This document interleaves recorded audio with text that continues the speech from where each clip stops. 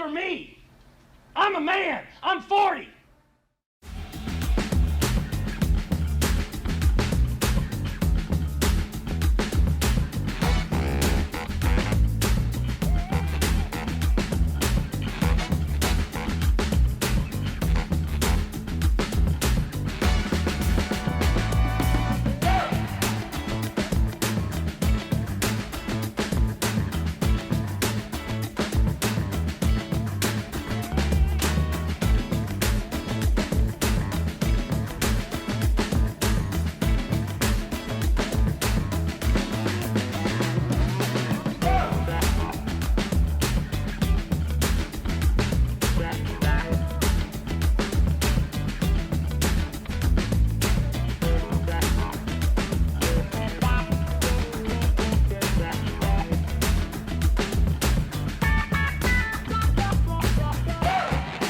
Hey everybody, welcome into a brand new episode of Moving the Goalposts. Liam, how are you doing?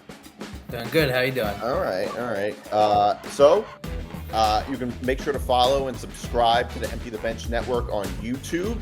You can follow us across social media at the show at MTGPETB, and the Empty the Bench Network across social media at ETB Network on Facebook, Facebook, Instagram, TikTok, and X, or formerly known as Twitter. All right, so and hold on a second. All right, we are presented by Wolf Spreads. Hold on a second. All right, now I'm good. Okay, so we are presented by Wolf Spreads. And make sure to like and subscribe. Oh, also, you can find us at etbpodcast.com, where you can find all of the Empty the Bench Network podcasts. All right. And make sure to like and subscribe. Our show comes out every Friday at 8 p.m. So there's a lot to get to. A lot of NFL stuff.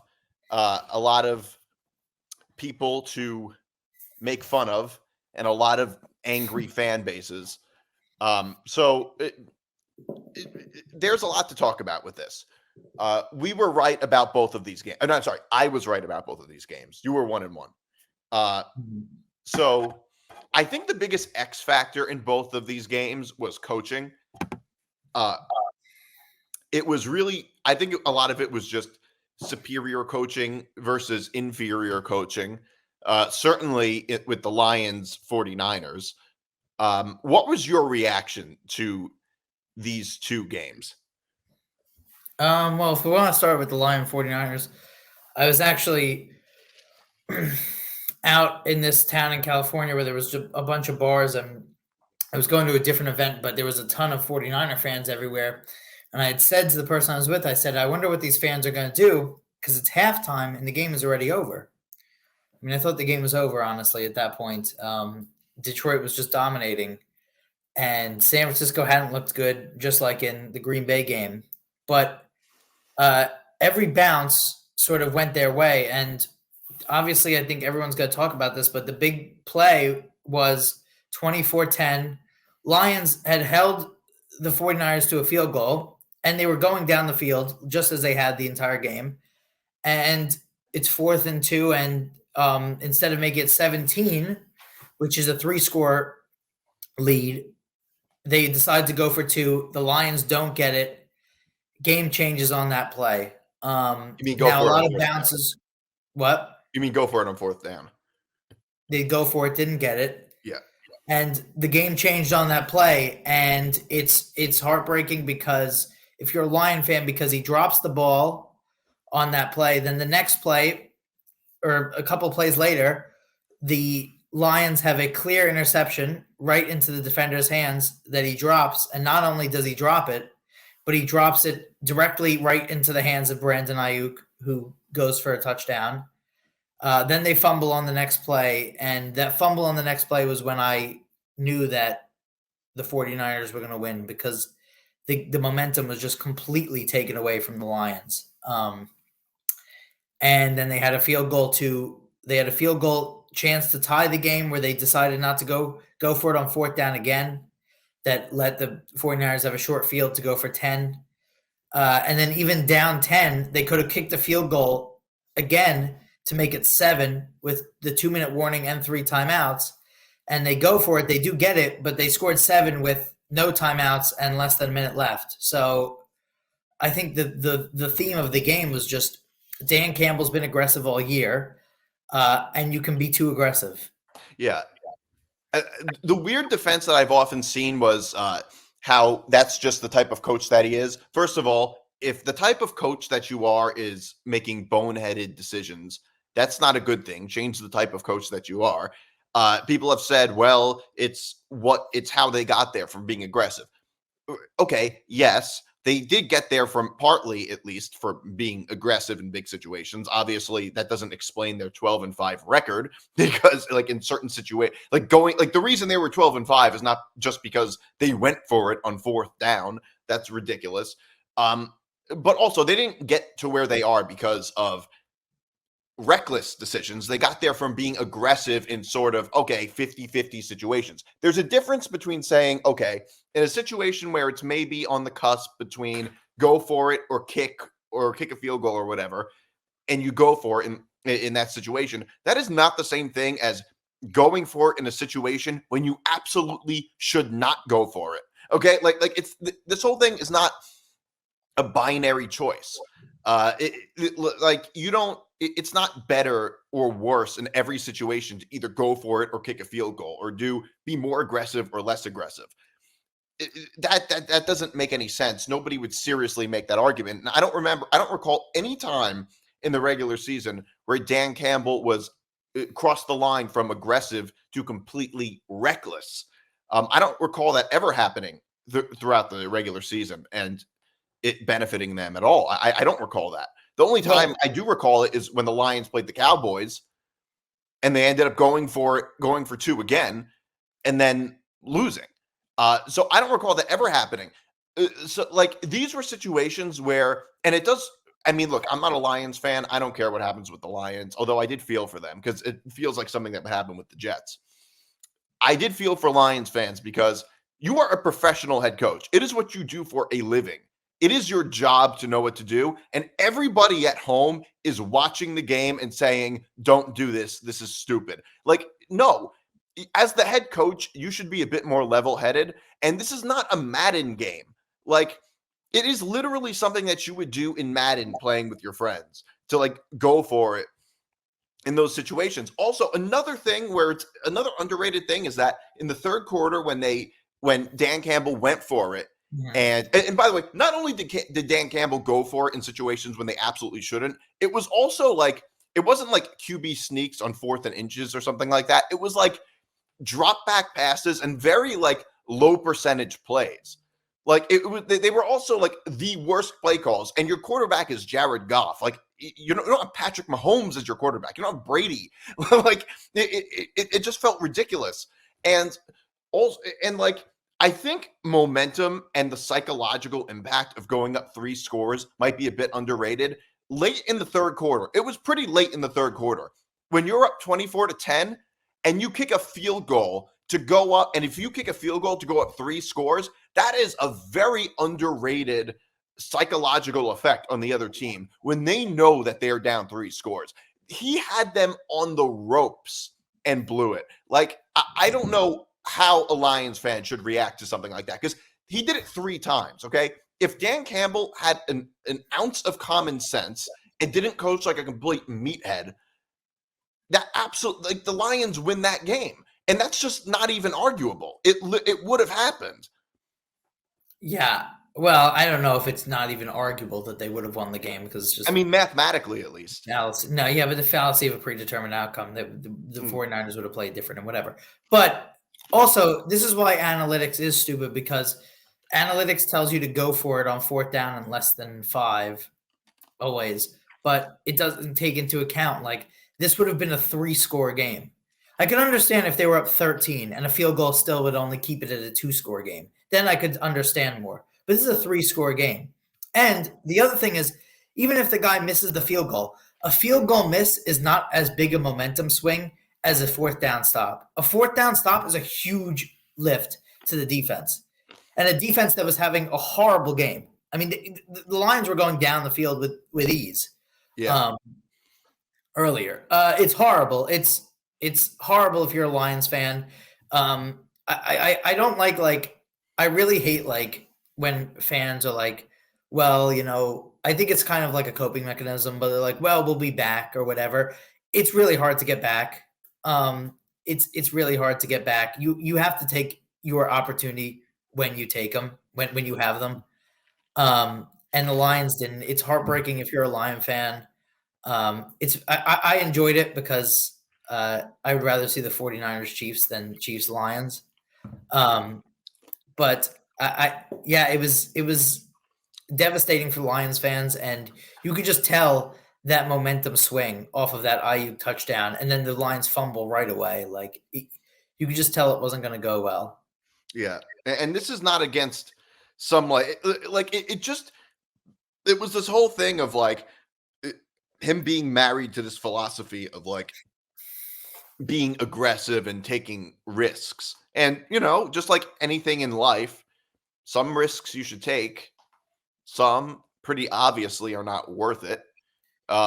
It's just it's over analytics. Like it's over looking at analytics. Well, do you think his was an analytics thing or just his own personal philosophy?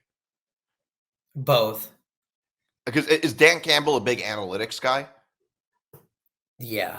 He is? Okay. I mean, they don't. But analytics is stupid because it doesn't. It's not stupid, but it assumes the game is played on paper.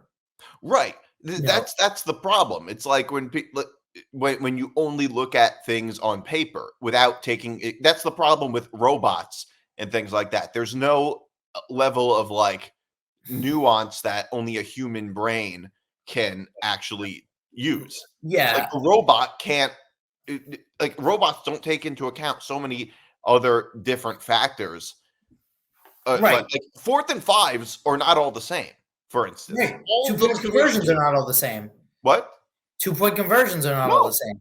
Obviously. It reminds me but like if you talk about like when the Yankees played the Red Sox in a wild card game like a few years ago, and the Aaron Boone had Joey Gallo hitting cleanup because they need like a certain lefty in a spot, but it doesn't take into account that he can't hit a beach ball. Like it's take human impact of the game into account. Right. And so 49ers, I thought this was like the matchup between the most successful NFL franchise and like the least, the 49ers and the Lions. Yeah. But in terms of the other game, I guess I should have been smarter than to bet on Lamar Jackson in a big spot. You said you liked the Chiefs, though. Why did you bet on Lamar Jackson? I think my opinion just changed toward the end of the day. But the one thing that I would say is that excuse me. Yeah. I mean, Lamar in a big spot was just not there again. And if I had told you before the game that the Chiefs were going to have 17 points and they weren't going to score in the second half, so the Chiefs were going to have 17 points and be shut out in the second half, you would probably assume the Ravens would have won the game by like 2-3 scores. Right. And they just weren't there. And they shot themselves in the foot a lot. Like Zay Flowers getting a taunting penalty when you're down in the game. And then karmatically, he gets the ball knocked out on the goal line by the guy that he taunted later in the game. It was just bad. Like, I don't know. Lamar was just not that great. The Chiefs weren't terrific. I mean, Mahomes made great plays and Kelsey was terrific, which is, par for the course. But it really was on the offense of the Ravens. Yeah. And one guy who should be happy about this is Josh Allen, because the Chiefs defense has been by far, you would agree, the best defense that Mahomes has ever had, right? This year. Yeah, I would say so. And they gave up 13 points in 2 games to the Dolphins and Ravens, and Josh Allen made them look very pedestrian. Yeah. So I think that you can sort of end that like Josh Allen Lamar debate as well. Yeah, no, totally. I mean, I don't think there's that much debate with. I mean, I think it's pretty obvious. Everybody's order is probably Mahomes, then Allen, then Lamar Jackson. I think most people would agree with that. I would put Jalen Hurts, but Jalen Hurts above those three, or above Lamar not above Jackson? Mahomes, above Lamar Jackson. But I would have put Jalen Hurts above Lamar Jackson.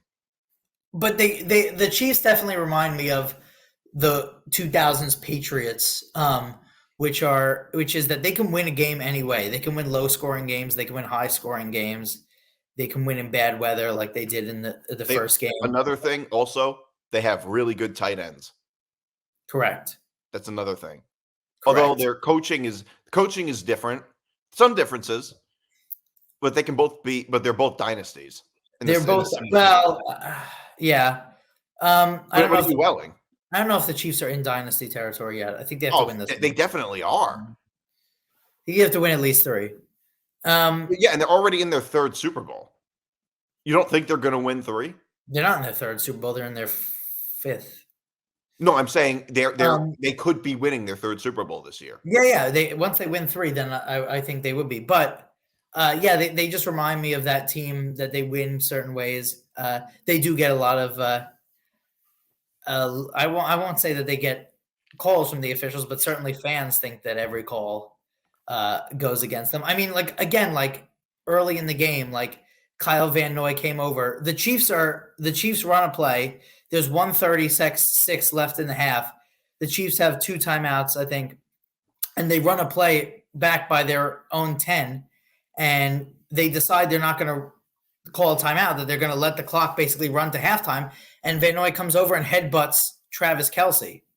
And people were saying, well, Travis Kelce started the pushing and shoving with the other player, but it doesn't matter. You can't headbutt somebody. It's a personal foul. And then later in the drive, Mahomes was running and the Raven defender whacked him in the face, which again is a penalty. And they got 3 points out of that, where they would have let the clock bleed. And then you had the taunting penalty. And this is why I don't understand either. I don't understand how I get that Lamar wasn't good. And I get all that stuff. But Harbaugh doesn't get any blame. I mean, he deserves a lot of blame. I think that part of the reason Harbaugh's not getting a lot of blame is because he won them a Super Bowl. And if you win a Super Bowl at some point, if you're a quarterback or if you're a head coach, you are not blamed as much as you would be if you had never won a Super Bowl. But also because he was very much overshadowed by Dan Campbell. Like maybe there was, which was the game afterwards. Like people weren't focusing as much on the Ravens and John Harbaugh when he made those with his bad coaching, because Dan Campbell's was so much more transparently boneheaded. Whereas with Harbaugh, it wasn't like Dan Campbell directly made bad play calls. Whereas Harbaugh, it was a little bit more, I don't know how to say it. Like his coaching was bad, but it wasn't so obviously boneheaded to your average fan. I think that when a bunch of players on a team are doing really stupid things, like getting taunting penalties, like a certain unnecessary roughness calls, like you mentioned, like it does to me reflect on the coaching, because it shows that your team is not. Like you don't see that with Belichick teams very much, but you do see that with Robert Saleh teams or Rex Ryan teams, like coaches that don't have good control of their players. But also another thing I want to talk about is, so their 2 main running backs that they use are Justice Hill and I've said and Gus Edwards, and I've said many times it is usually a bad sign if your quarterback leads the team in rushing, because it shows that you don't rely on running backs at all, and your quarterback is probably under constant duress. So to me, I think that when your quarterback leads the team in rushing, it is not a good sign. The Chiefs, they have Isaiah Pacheco, who is like a reliable running back. The Ravens, so the Ravens, yeah. So Gus Edwards and Justice Hill, I was going to say, they combined for 6 carries for 26 yards. The leading rusher was Lamar Jackson. His total yardage in one play was more than Gus Edwards and than Gus Edwards more than Gus Edwards had the whole game, and almost as much as Gus Edwards and Justice Hill combined. Gus Edwards and Justice Hill had 6 total carries. Those are your 2 running backs, and how do you only use them 6 times combined? I mean, most of the time throughout the season, you would probably use them roughly 3 times, like roughly triple the amount of times that they use them. I don't understand what Harbaugh is doing when you don't use your running backs. Like, it just doesn't make any sense. There was a total of 16 carries. Half of them were from Lamar Jackson, which means it was from like read options and scrambling. So what I don't understand, like, this is not as transparently boneheaded to your average fan as Dan Campbell. It's like a more sophisticated version, in a sense, of bad play calling. But what is he doing? Like, that is as bad as it gets. And it also, and by the way, the Chiefs didn't look that great throughout the game, and they did dominate them. This did feel like they were completely dominated. And it also just goes to show you, like, on paper, the Ravens were a better team than the Chiefs. I think part of this has to do with like typical sports fan overreactions. The Niners were deemed the best team. First, it was like the Eagles who were deemed the best team, and then it was the Niners, and then after the Ravens beat the Niners, then everybody was like, the Ravens are the best team ever. And on paper, you could argue that they were, but the games are not played on paper; they're played on the field. Right. And there is a certain amount of DNA that teams have. I don't mean the franchise; I mean the head coach and the quarterback, that needs to be taken into account. And the Chiefs, they do have a tendency to be able to win like big games. And Mahomes can make big plays. And Andy Reid is a much better head coach than pretty much anybody else right now. It's just like all of that needs to be taken into account, which is the reason I took the Chiefs, because it would be the most Ravens thing to blow this, right? Yes, correct. I mean, again, like, yeah, it was very like, you know, when they played Tennessee, when they played the Chargers, like back in those years where they weren't great. I mean, again, like, yeah, I understand that he won a Super Bowl. He won a Super Bowl in the Obama administration, by the way. And so, I mean, does that absolve him of criticism? I don't think so. So, yeah. And they also, I should point out, let their defensive coordinator walk, which I thought that it would have been a good idea to upgrade him to the head coach. But yeah, I mean, I don't know. It just wasn't a great game, and by them and in general. But yeah, I agree. I felt like the Chiefs were in control the entire game, and three points total in the second half. I mean, you shut a team out in the second half. There's not much more that you can do. So defensively, so I mean, the only thing they really didn't do was cause a big turnover on the defensive side. Yeah, I mean, the problem was the offense. Yeah, that's what I'm saying. Like, it was an offensive problem, and I don't know how you fix it. How you fix? I think it's hard to fix somebody not performing in a big game, because that is the offensive problem. Because they don't have an offensive problem. They have a really good offense. They don't show up in big games. Yeah, hard to fix.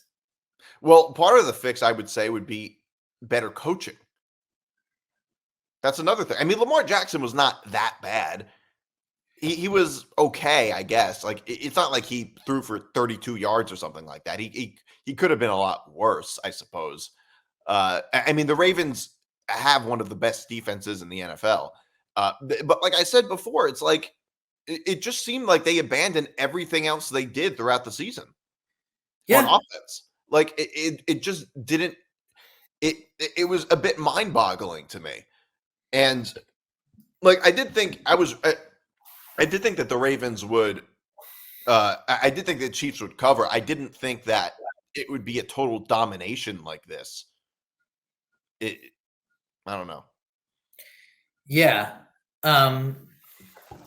Yeah, I agree. Well, again, it was only 7 points, but I don't but like. The score doesn't tell the whole story.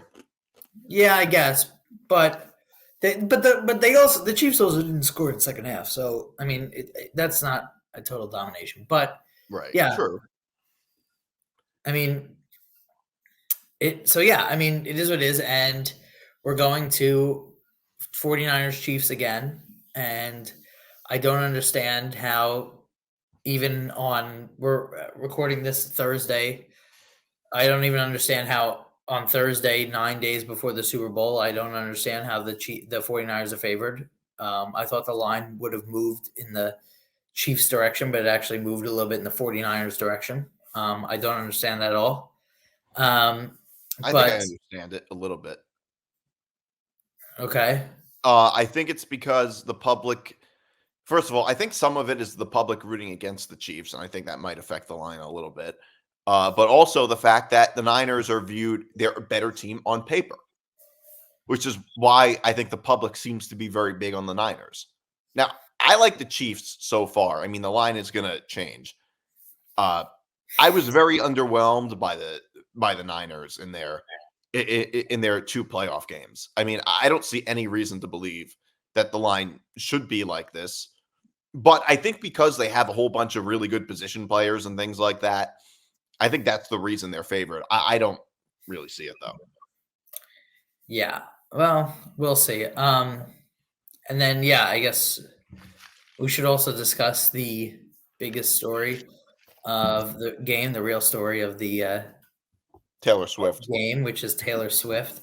I wanted to bring up something, see if you could answer this question. So there's a lot of complaints out there, especially on social media, about how much Taylor Swift is shown in a game. So the Chiefs-Ravens game was 3 hours and 9 minutes long. How long total in the game? So every time that they cut to her, how long total do you think that Taylor Swift was on camera during a 3 hour? 29 seconds. Huh? 29 seconds? It was a little bit more, but it was 45 seconds. Okay. So, I mean, I think that it's a little overplayed how much she gets shown. Well, 45 seconds in a 3 hour game. Well, to be fair, 45 seconds is a lot to be shown for somebody not involved in the game. That is a lot. That is a lot. Like, how many other people get shown? Like, it doesn't sound like. But the way that people react, it's like she's shown. You would have thought she was shown an hour 45 of that 3 hours. Right. I think the reason. Okay, here's the thing. I think the reason people don't like this is not so much the amount of times that the amount of times that she's on, the number of times that she's on the screen. It's the fact that she often becomes the whole story. And that's not her fault at all. I mean, she's just going to the game. She's existing. Like she's. I think it also has to do with how the NFL overly promoted her a lot, probably to get more Swifties, who most of whom don't watch football, to watch football, to watch games just because Taylor Swift is at the game, which goes to show you how good her music is. If she's getting people to watch games just because she's there, who otherwise would have no interest. I mean, I can't think how many other artists could do that. Not many.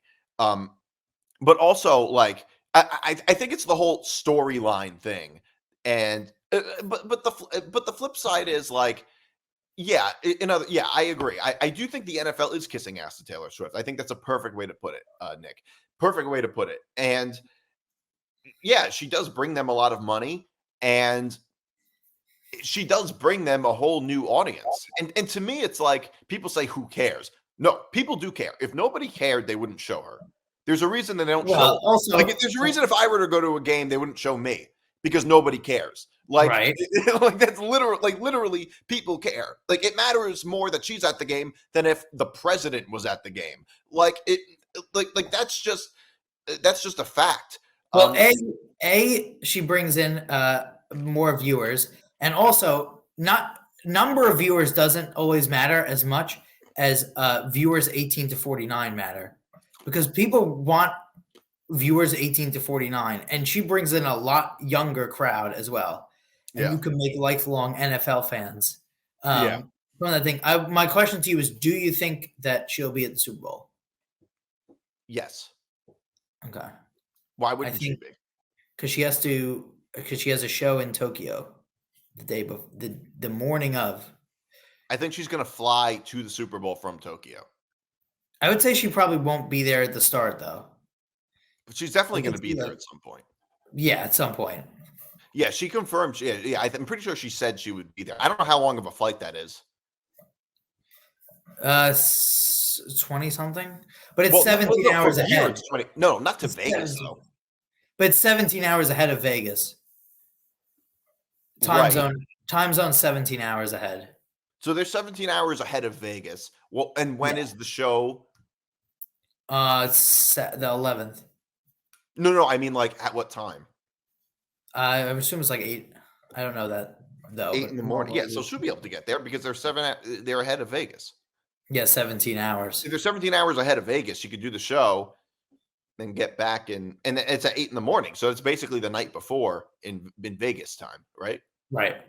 Yeah, no, she'll be there. And it's going to be a pretty big deal. I saw Colin Cowherd talking about it, and he was like, and he was making it sound like it was just a bunch of loser incels that cared about it, who didn't like the whole Taylor Swift thing. But you know what? That's not fair either, because it is true that like the NFL totally kissed Taylor Swift's ass the whole time, and because she's bringing in a bunch of new viewers, it's an understandable idea from a business standpoint. I get. On some level, but I can understand why some people don't like it when like she really doesn't have anything to do with the games and she's that big of a story, that big a part of the story. I mean, like I think a lot of people have that attitude about celebrities where it's like we don't care about every little thing that they do. And like I think that's a pretty common viewpoint in our society where it's like people don't like the amount of Tokyo concert is at 6 p.m. Japan Standard Time.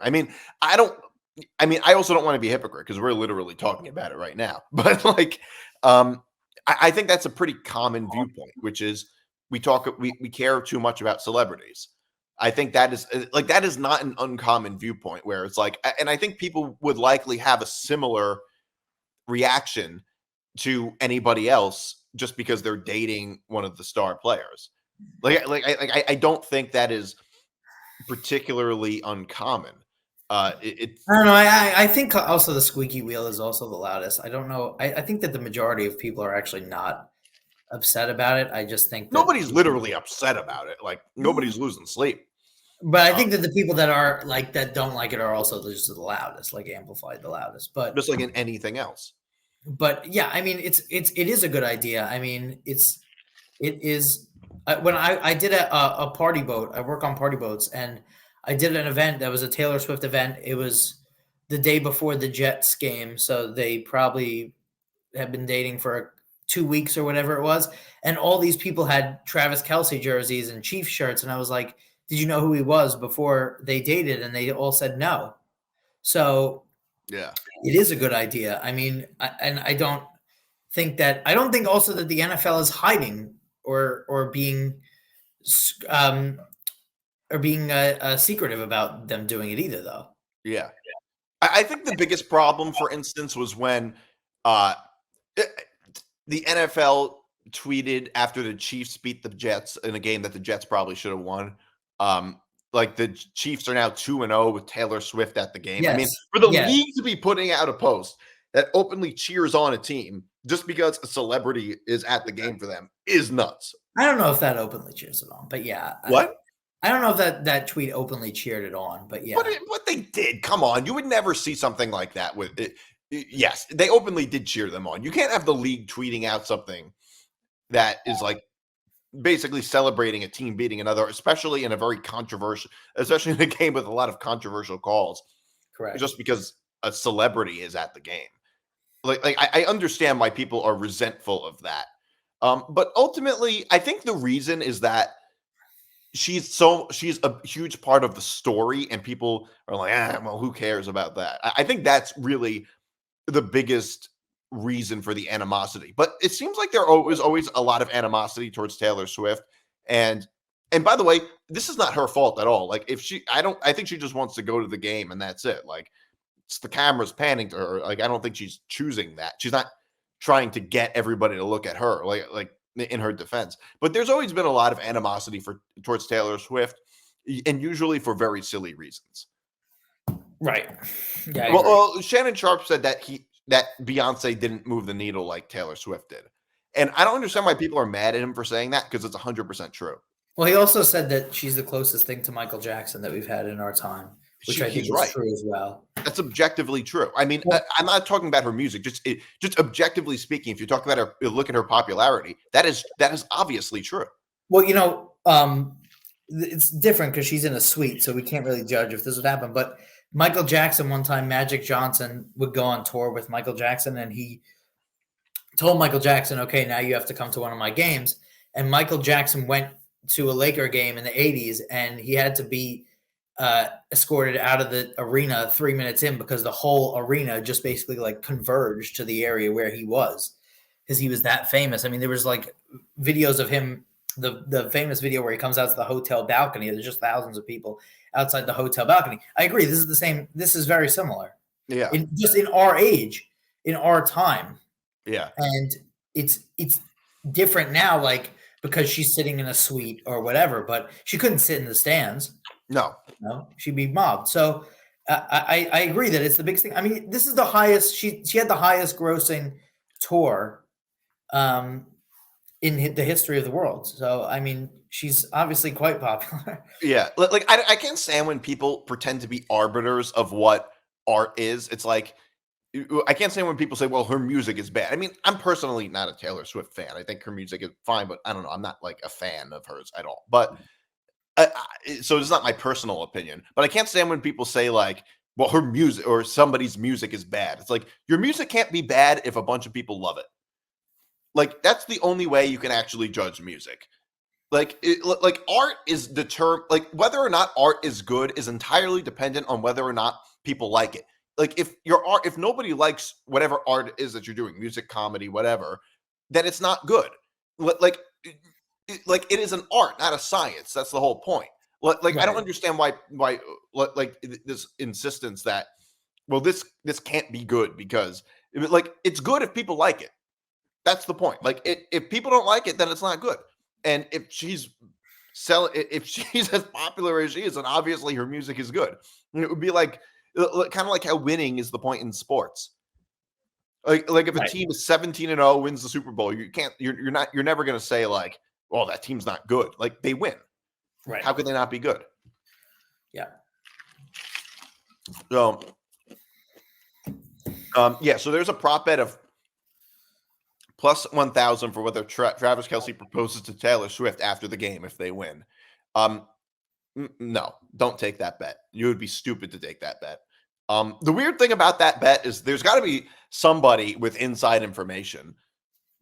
Like, how do you bet on something like that? It's a weird thing because somebody somewhere would have some type of inside information. Like if Travis Kelce is your friend, you would know the answer to that question most likely. Probably, yeah, probably. Like if I knew Travis Kelce personally, I would just, and I knew the answer, I would just put $1 million on one or the other. Like I don't know. It's like the whole national betting on the national anthem thing. Yeah, exactly. Like I don't think they allow it anymore. But like if you know the person who sings the national anthem, and whoever sings the national anthem is probably not going to be that famous usually. Yeah, but like you could always like couldn't you say, "Look, I got some money on the over. Make sure to extend that last note or something. Right. Make sure to go extend brave." Right. Exactly. Like, and then so I can win the bet. Like, it's got to be a pretty easy thing to do most of the time. Yeah. Like, so yeah, in other words, I'm kind of in the middle on this whole Taylor Swift thing. Like I don't know. It's just, it's just, a societal thing essentially. But you know what? I will, and one more thing, by the way, NBA games, I know the Knicks do this. They pay to get celebrities. They give away free tickets to celebrities to sit courtside, and they just pander to celebrities. And none of them are as big as Taylor Swift. Correct. Yeah. Does that they would show like really? I mean, people as like they would show. I think they showed like Peter Rosenberg from the Michael Kay show. Mm-hmm. How many people know who that is? Right. Compared to Taylor Swift. I mean, people know who he is, but I mean, like, he's not Taylor Swift famous, and they're showing him at the game. Like, they're very like, they're like the level of celebrity for like Nick games is like much lower. I'm sure other teams do it too. Right. Yeah, like Emily Ratajkowski and how many people recognize Emily Emily Ratajkowski in public? Oh, a lot probably. If she's not wearing makeup? Yeah, a lot probably. What compared to Taylor Swift? No, but nobody is as famous as Taylor Swift. Right. So, but I don't think anybody, honestly, if Emily Ratajkowski walks in the city, she's not getting mobbed. Yeah, I don't know. She's not getting mobbed. Not like Taylor, but nobody is on the level of Taylor Swift. No, So. I'm not comparing her to Taylor Swift. I think she walks in the city and people leave her alone. Yeah, probably. Like she's not that big of a celebrity. All right. So I do want to get a little bit into this Jets drama thing. It's a very Jets story. So apparently there's a rat in the Jets clubhouse who leaked stories to the media about Zach Wilson, and Robert Saleh is losing it. He said, whoever did this, he threatened to like take everybody's phone and said, whoever did this, come forward right now. You won't be in trouble, which, by the way, whenever somebody says you won't be in trouble, that means you will be in trouble. Otherwise, why would they care? Like, it's just like, it'd be like the police saying, if you confess to this crime, you won't be in trouble. That it's like on that level of absurdity. I guess that, like, I think Robert Saleh totally overreacted to this. Although it is weird to me why you would leak that. Like, to me, I do think it says a lot about the camaraderie of the team if coaches are anonymously leaking information to the media that doesn't really like benefit them in any real way. Yeah, it says it in a bad way. Yeah, it's not good. Not good. It's a lot of stuff going on. I mean, they just it felt like it felt like in during the season, it felt like they were a team that could collapse from inside. Obviously, they weren't good. Obviously, they weren't good on the field, but they just felt like a team that could collapse from the inside. And it's continuing to go on. I wanted to also point out to you that for the last 12 or 14 years, something like that, however long they've been on Twitter, the Jets have always tweeted happy birthday to the coach, whoever the coach is, and they didn't tweet it this year for Robert Saleh. Interesting. Recently.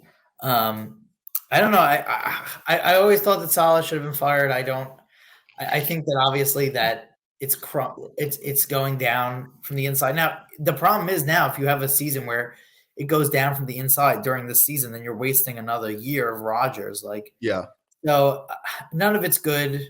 And it just since Aaron Rodgers has come, they've just been obviously just surrounded by stories, positive some, but a lot of negative as well. Although I don't know how much of this, I mean, the Jets were a mess of an organization to begin with. Correct. And also, apparently, like, he's been called the de facto GM in a sense, which de facto everything. De facto everything, yeah, but like the de facto GM. I mean, every team LeBron is on, LeBron is the de facto GM. And there likely is some truth to that, and it does obviously cause some animosity in the locker room. Among coaches. The flip side is you have to keep your quarterback happy. The Jets don't have much to cling to. They are a very desperate organization. I kind of understand why that would happen. Like, I don't know. Like, I'm sorry, but like, it does make a certain amount of sense that they really want to please Aaron Rodgers. Like, that's not a shock to me at all. And it makes a certain amount of sense. Like, it looks like a real, I mean, the good news is this is happening now. As far away from the regular season as possible. Like, if this happened in September, I think that would be a really big deal. But it's happening now. So it's not as big of a deal, to me at least, as it would be if it happened like right before the start of the regular season. Right. And that would be a really big deal. It's just a very Jets type of story. It's not as bad as when Geno Smith got punched in the face. And that was right before the regular season. That was right before the regular season. Like, that is a really bad. That is a really that is a really bad look. This is not quite as bad.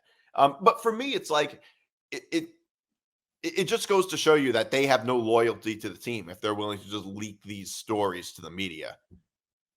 Like I think that always says a lot. Yeah, But imagine, I wonder what it's like to be the person who did it. And he's like, Robert Sala's like, who did this? And you're standing there like, yeah, sons of bitches. Like, yeah. Oh, of course, you can't say you did it, but yeah, I don't know. And yeah, I agree. Like it's the biggest. Like, oh, come, you won't get in trouble, and then you get fired immediately. It's like most obvious. But yeah, it's not good. But like you said, the good news is that it is right before the regular season. So it's right, the opposite is right after the regular season. So we've still got a long time to go. So I wouldn't put too much stock in it right now. Yeah. I mean, a lot of people are blaming this all on Rodgers. I mean, it's not Rodgers' fault. I mean, well, certainly some of the drama that's come to the Jets. Some of the drama, just this particular story, I don't think it's Rodgers' fault. No, not at all. Yeah, and also Rodgers is one of the all-time great quarterbacks. I mean, he can bring some drama. Of course. It could be worth it, especially with a franchise like the Jets. I mean, the reason he even went to the Jets is because the Jets were willing to keep him happy. Correct. So you saw this story with you told me the story about that Beverly Hills mansion party next to LeBron. Yeah, so it's not just one party, but it's a mansion in Beverly Hills that is right next to Beverly Crescent, which is a street, which is LeBron is building a house right next to this house. And then also on the other side of the house, a little bit up more, like 2 houses down, Seth MacFarlane lives. And then about 2 houses to the other side, John Legend lives. And basically it was owned. It's a crazy story. So it was owned by a guy who was like a famous doctor but like a big time doctor. And he killed his girlfriend and fled to like South America or something. Probably Costa Rica. Yeah, one of them. So the city took over the city or someone took over the house, and someone went and changed the locks on the house, and then it got filled with squatters which people think when they think squatters are homeless, but they're not always. And they've been throwing crazy parties that start at 2:00 in the morning and go till like 10 a.m.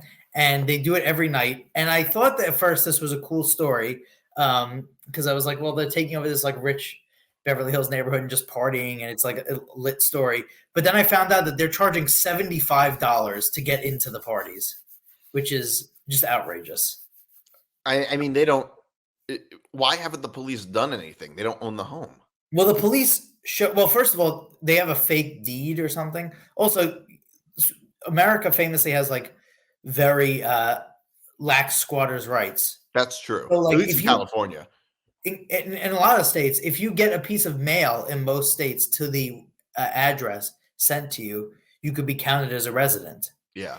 And also it takes like months to get people out and stuff. But then the reason that it sort of blew up as a big story was because somebody had told the police that that 2 people had broken into the house with knives. And so the LAPD came with like a full squad force to the house, and they actually put all the squatters in handcuffs, but then they ended up not getting arrested.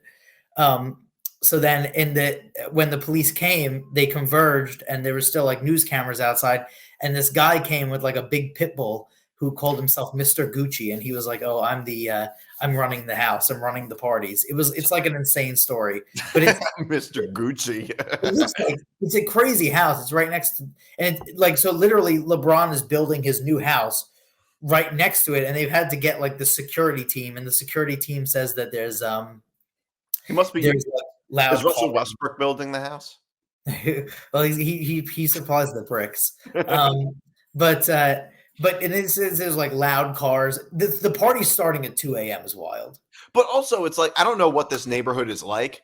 I can't imagine that the people living there are okay with parties starting at 2 a.m. No, they call the police every day. Yeah, they call the police every time. And they should. I mean, I think the police should put it. I mean, it's kind of a funny story, but that's outrageous that they allow that. Well, they were starting at 2 a.m. and then like they did it one where it was like $75 to get in, and they said it was a fundraiser for the people who were killed in the music festival on October 7th. Like it's like just a crazy scam, like obviously. Yeah, it's a scam, obviously. And then it's like when people in the city say they're raising money for the homeless. Right. So then, Like, this is bullshit. and they were doing like people were posting like they were telling people like don't call the Uber right to the house, like call it to the bottom of the hill and then walk up and stuff. But 2 a.m. parties also like I feel like sometimes I'll go out to like because the bars in New York close at 4 a.m. and sometimes we go out to like 4 a.m. and then you'll get back and like the sun will be coming up, especially in the summer. And I feel like such like a piece of shit. I can't imagine like partying till 10 a.m. Like Yeah. you leave a party and like it's broad daylight. I will. Yeah. No, I will have to say, I don't know exactly what these parties are like, but I can imagine that they're a lot of fun. Well, they said that there was like crushed red Solo cups all over the street, and then condoms wrappers all over the street. They had Sounds like Project X kind of. yeah, there was like whippets all over the neighborhood. Like it's just insane. Like it definitely is fun, and that's why I thought like at first I was like, this is so cool. Like these people are just partying and like It's Beverly fun, Hills. but also very self-destructive. Yeah, I mean, I don't know what somebody who's like a squatter at a mansion is really gonna. But I think a lot, like you said, a lot of those squatters are probably just like regular. A lot of them are not homeless because they see this really big house and they're like, we could just throw parties here, and they're not going to stop us. And I heard also from KTLA, which is the news network in LA, that they were also renting it out as like an Airbnb to some people, like the Beverly Hills Lodge, and they were making like 30 grand a month. That's crazy. Now, my question about that is when, like, eventually the court will say that they have to leave, whatever, it just takes a while. But when they have to leave, will they have to give the money? Like, will the money they get be seized? I wonder. So you're making $30,000 a month. That's a lot of fucking. Well, don't you think that's a good question? Because the people who paid it willingly, they're not entitled to any sort of return because they still use the service. But like if someone's arrested, like a drug dealer or something, and they bought a Ferrari with that money, normally the Ferrari will get seized, stuff like that by the government. Yeah, or the money would get seized. Right. That's a good question. I don't know how that would work. That's a good question. I can imagine they would likely seize the money. I think they likely would, though I don't know that for a fact. It does seem really fun, and it's better. I mean, I'd actually would you rather pay to get into a party or go to a party that's BYOB? $75 worth of alcohol. Yeah, $75. Yeah, that's a lot of money. But I guess it would also depend on what kind of drinks they have. Right. If they only have beer, like I don't know. Beer, but like I don't think you could walk. Yeah, like I don't think you could walk into like a party that's $75 in Beverly Hills with like New Amsterdam vodka. By the way, from my experience, I've been to a lot of both. Right. A lot of both. Like you have to pay $5 to get in, and you have to bring your own drinks. So yeah, that's outrageous. Yeah, I mean, sometimes you have to. When I was in college, like it was probably the same way. You'd have to do that, pay BYOB, and have a ratio. Yeah, that's even harder. I wonder what it was like. I mean, this is $75. They'd have a lot of nerve telling you to bring your own drinks. No, you were just buying tickets. But there was, they would post a lot of pictures. There was a lot of women going into the party. So, well, yeah, it's at a mansion. Yeah. Like, it doesn't surprise me. It did look, you mentioned Project X, though. It did look like there was an overhead of the house and there's a big pool, and the pool was just trashed and stuff. It did look very like Project X style. It looked a lot like Project X. But how long do these parties last before the cops break them up? I don't know if they do, because well, also you do, just because you have a noise ordinance doesn't mean that you break it up. Like the cops come and probably tell you to lower the music. Right, or whatever. they can tell you. But they were talking to a resident who said that they go till like 9, 10 in the morning, which is crazy. Yeah, I mean, I can't imagine being a resident who has to sleep. Yeah, and hearing that at like 2 in the like that, especially when you pay that much money to live in such a nice neighborhood, I would lose my mind. Millions, like you can't be having that. Like it's just crazy. It's crazy. It's a very LA sounding story. It really is, and like the getting the Uber to like a bottom of a hill because you can't release the address and stuff, and like they said people were pulling up in like really loud cars like Hellcats and stuff. Like it's like loud cars are one of the most obnoxious things in the world. Well, and also the people that own the loud cars only own them because they're like loud cars. So they, and they probably spent a ridiculous amount of money on those cars. yeah. Like, I think spending a lot of money on a car, not a good idea. I mean, I never understand Unless you have a that. lot of money. But if you don't have a lot of money, don't do it. I never understand that. Like, same with motorcycles. Like, people, like the unnecessary revving of the engine is just like, look at me. Something that scares me a little bit. I'm like, what the fuck is going on? It sounds like somebody's going to get murdered. It sounds like guns. It sounds like gunshots sometimes. Literally sounds like gunshots. Yeah, sometimes it can. Yeah. So speaking of LeBron, so there is this new rule in the NBA that people are mad about the 65-day. You have to play 20 minutes for at least 65 games in order to be eligible for average 20 minutes. Sorry, average 20 minutes and at least 65 games to be eligible for MVP awards or all sorts of awards. I think this whole thing is dumb. I don't see why it should be a thing. All it does is incentivize players that are hurt to play through their injuries when it's unnecessary. And also, why do we need to have qualifiers like that? Like, if you're not like, why do you need to have a qualifier? Well, the qualifier was the reason for that was to try and stop load management of stars and stuff like that. It's coming into play now because Joel Embiid is torn his meniscus, his knee, and he's going to probably be the MVP, or he was, and now he's not going to be. But yeah, I don't know. I kind of understand. First of all, I don't like the players can't complain about it because the Players Association allowed it in the agreement. But I like it because I don't understand like how people could complain about load management and stuff and then complain about this as well. This is put in to kind of end that. But how much of an effect would this really have on load management? Very few players are actually think they're going to win MVP. And also, even if it does, like I think whoever is MVP should win MVP. I don't think there should necessarily be a qualifier for it. I mean, I think you could certainly make the argument that a player who plays 30 games could very hypothetically, at least, be the MVP. Because like, I think that if a team like falls apart without you, you are the most valuable player. Like, I don't think that's in any way unreasonable. Like, I don't think you should have to play X number of games to be MVP. I don't support that at all. I mean, if you're not MVP, you're not MVP. You just don't, like, they don't get the votes. I mean, I don't think this has that much to do with load management. I mean, I understand that's what was put in. That's the rationale, but I don't think it would affect load management that much because very few players are actually going to win MVP, like have a shot at winning MVP. Like, and I don't think it would really affect load management all that much. I mean, I think the problem with load management is that like there's a lot of problems with load management, but I understand it to a degree. Like, yeah, like, I understand it. I think part of the problem is that the season is just too long. Yeah, and especially now with the in-season tournament and everything. But yeah, I don't like have I mean, I don't know. I can understand both sides. I do think that Embiid is the MVP. I've always thought he was better than Jokic. But yeah, I mean, again, like this, it doesn't take. Maybe it should, take into account injury or something like that. Well, if you're injured, right. But yeah, I don't love it. And then in terms of, but it's good.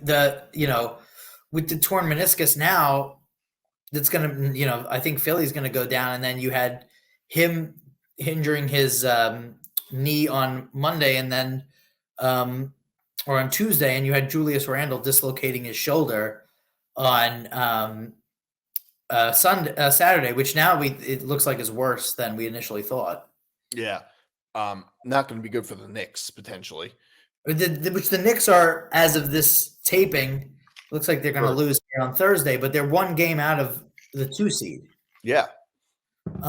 With a team that's bad defensively ahead of them, and then a team that's injured below them. But now you're going to have to worry about Cleveland and Indiana if Julius Randle's out for that long. Yeah. Yeah, so I guess we'll see where it all goes. All right, so I do want to talk a little bit about this. Oh, by the way, DraftKings. So DraftKings stock is through the roof, Yep. and LeBron is partnered with DraftKings. I don't take any issue with this. It's weird that they allow it though, because most sports leagues are extremely strict about, are very strict about gambling and any sort of association with gambling. God forbid you even walk in a casino in most cases, like they don't allow that. Or if you work with like I am really surprised the NBA is allowing LeBron to work with DraftKings. Yeah, well, I am a DraftKings stockholder, so I'm happy about this. It's up 50% in the last 3 months. But yeah, I mean, it's just the way the world is going. I mean, I don't really know how you could say, well, a guy shouldn't be associated with, gambling, even though he's not gambling on the NBA. And then also say like, oh, DraftKings is the official gambling partner of the NFL, and it just shows how far, we've come in a really short time. I mean, less than 10 years ago, you couldn't even mention the word gambling on television, in the sports sense. Yeah.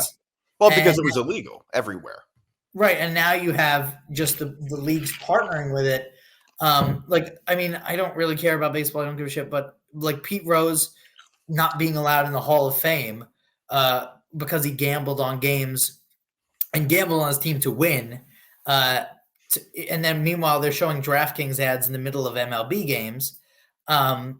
Or actually, Mickey Mantle and Willie Mays actually were banned from the Hall of Fame for 10 years, or it took them 10 years longer to get into the Hall of Fame because they were greeters at an Atlantic City casino in the 60s. Like, which, by the way, it goes to show you how crazy it is that professional athletes would work jobs like that. Yeah. Yeah. Like we were saying, like we were saying about that Black Sox scandal that was a few years prior to Mantle and whatever, but they threw the World Series like $15,000 or something, like $15,000. Players now get fined $15,000. I think like Max Scherzer gets that a pitch, like yeah. But yeah, it's gonna be the sort of the way of the world. I don't understand. Like I was just in California for a few weeks and they don't have it there. I don't understand how states still don't have legalized gambling. It's wild. Well, I think most states are going to legalize gambling. It just takes a long time. Yeah. Is anybody like are any states adamantly against it? Yeah. California, Texas, and Florida probably won't legalize it anytime soon. Really? But are there governors against legalizing it? Well, in California, it has to do with the Native American tribes. They voted against it in California because Native American tribes outspent companies like DraftKings for ad space and said, oh, it would kill the Native American casinos and stuff like that. And then Texas and Florida, I think, are just not. I think they're kind of against it. But it was actually Chris Christie who championed the court case that legalized gambling. It happened in New Jersey first. Yeah. So when you're sitting in traffic on the bridge, you can What else can I do? Yeah. And it used to be so stupid. Like I used to have to live in New York. I used to have to take the PATH train to Jersey City and just to bet on things. It was so stupid. Like sometimes I wouldn't even get out of the train station. Sometimes I would just get on the train, make the bet, and then get on again. Or like, sometimes it would think you were in New York before gambling was legalized, even though you're sitting in New Jersey. And so it used to be really stupid, but this is the way of the world now. I think that you're just going to see so much more of stuff like this. Right. Well, I do think leagues should be strict about players betting on their own sport. That I think is a very that is. I mean, I agree. That I think is right. Like people are often saying that, like when the NFL. I'm not saying you said this, but a lot of people were saying that it was hypocritical for the NFL to suspend Calvin Ridley for a season for betting on NFL games. No, it is because they're partnering and advertising gambling. It's like, no. It is vastly different to advertise gambling to your consumers and your own players betting on the games. Like you said, for instance, when you're at the bar, it wouldn't be hypocritical for the bar to tell you can't drink behind the bar when customers are when you're serving customers. That's not hypocritical. That's just your own players can't do this. Right. So I understand. To me, it was just surprising that they allowed it in a sense. Second of all, I don't know who's listening to LeBron for football picks. like I'm not going to pick a game just because LeBron gives it to me. I tend to not be a big guy who bets games based on expert picks, though. Also, The experts are wrong. You're betting. And by the way, the experts might have really good reasons for why they make those bets, but that doesn't mean they're going to happen. Mm-hmm. Yeah. So exactly. It's not a foregone conclusion. Right. So I do want to talk about this Mark Norman thing. So his show got disrupted by a bunch of what? At the Comedy Cellar. No, it wasn't the Comedy Cellar. It was like, I think it might have been the West Side Comedy Club or something like that. Or the New York Comedy Club. It wasn't the Cellar. By a bunch of influencers. I think it had to do with Childish Gambino, but he didn't know about this. They just disrupted the show. It was a really bizarre thing because when I saw it, I thought like something dangerous, something bad had happened. It was a New York Comedy Club in the East Village, and somebody had I think Donald Glover was in on this. Like it had something to do with promoting his new Netflix show or something. A company that had to do with the show. What's that? The company that had to do with the show. Oh, okay. He did, and then he was retweeting their stuff, but the company ran it, and they were sending people DMs that was like, "Would you risk it all for it all?" or something along those lines. Risk it all for what? I think I'll get the exact quote in a second. You know who would do that? Dan Campbell. he would sign up, but they also had like a couple of other stunts like this. They had Tyra Banks surrounded by furries, and so what happens is the guy like gets on stage for a second, and then it was an odd situation because it looked like someone was chasing him or something, and then Mark Norman was like, "Is this a migrant or something?" And then then Mark Norman's personal security came out. He said someone got tased, which I heard someone did get tased. I heard that was true. But it was a crazy situation. And then the woman came. Did you watch the video? Yeah. So the woman comes on at first, and she's like the woman who's like running the show, and she's like, "We just need everybody to stay in their seats. We just had a little disruption." And in the same sentence, she's like, "We just need everybody to get out and go." Like they were very like thrown off. I think the company that did it had nothing to do with New York Comedy Club or anything like that, because the people who were running it, it was hard to fake their level of like worry. Right. New York Comedy Club would not be incentivized to interrupt one of the hottest comics out there right now. Right. I don't think they would even do that for I don't think they would even do that for some low level comedian. I don't think any comedy club wants to interrupt their own comedians. No, especially if you don't want to do that, and it's terrible for the crowd. By the way, if I was in there, I would think there was like, God forbid, an active shooter or something. Well, I would think there was something going on, right? The way they said it, and then also like afterwards, dangerous, like life threatening. It seemed like from that video. And afterwards, you would be pissed because they were just like, "Well, give it, join us for a future show or something." They said on their Instagram and whatever. But like, if I went to go see Mark Norman, like most people who were at that show were probably there to see Mark Norman, not whoever was opening or whatever. Like, I'd be pissed off. But it was especially if you paid a lot of money, which is a good chance that they did. Yeah. But it was a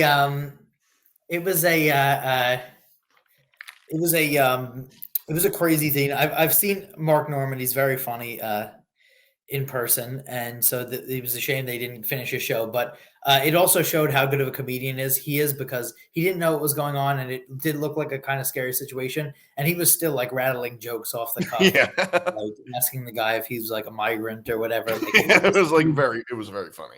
It was very funny, and two people follow the guy out, and then even though he walked off the stage was funny. Yeah. He was like, "Oh, gotta, whatever." But I think it was also good. Like if you were in that situation, like if it was a bad situation, the way he did it was also very like calming. Like, it didn't seem that bad. And then the two people like looked like they follow the guy out, and it was good. I know it. It was it was a what the situation was now, but I kind of like things like that because I like sort of getting down like an internet rabbit hole sometimes of like what this could have been and what this was, like on Reddit or whatever. All right. Yeah. So anyway, I got to get going. So we'll see you guys next week. Thanks for listening or watching. This is Moving the Goalposts.